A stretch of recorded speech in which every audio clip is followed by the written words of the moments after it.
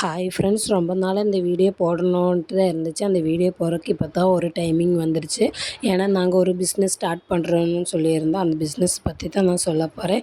என்னடா பிஸ்னஸ்ன்னு சொல்லிட்டு ரோட்டை காமிச்சிட்டு இருக்கிறனே நீங்கள் நினைப்பீங்க. ஆமாங்க, நாங்கள் ரோட்டில் தான் பிஸ்னஸ் பண்ணுறோம். அப்படி என்ன பிஸ்னஸ்ன்னா கேரளா பம்பர் லாட்ரி தான் விற்கிறோம். நாங்கள் முதல்ல எங்கள் அப்பா வேலைக்கு ஒரு பையனை தான் வச்சுருந்தாரு.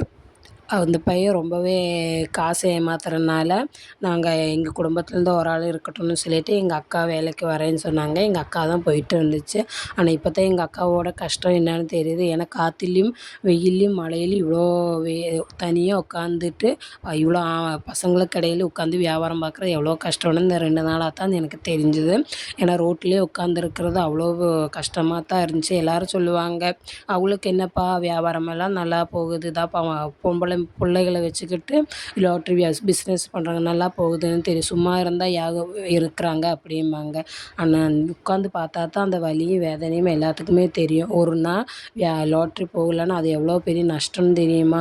அதுவும் டிக்கெட்டில் ப்ரைஸ் இல்லைன்னா அவ்வளோ கஷ்டமாக இருக்கும். ஏன்னா அடுத்த நாள் லாட்ரி மூவ் ஆகவே செய்யாது. லாட்ரியில் ஏதாச்சும் ப்ரைஸ் விழுந்தால் தான் அடுத்த நாள் கடகடான்னு லாட்ரி மூவ் ஆகிட்டே இருக்கும். இந்த இந்த வீடியோ பார்க்குறவங்க யாராச்சும் லாட்ரி இப்படி ஸ்டாண்டில் உட்காந்துருந்தாங்கன்னா அவங்கக்கிட்ட போய் ஒரு லாட்ரியாச்சும் எடுத்திங்கன்னா அவளுக்கு கொஞ்சம் ஹெல்ப்ஃபுல்லாக இருக்கும். ஏன்னா ரொம்ப நேரம் வெயில்லையும் மழையில் கஷ்டப்பட வேண்டியது இல்லை.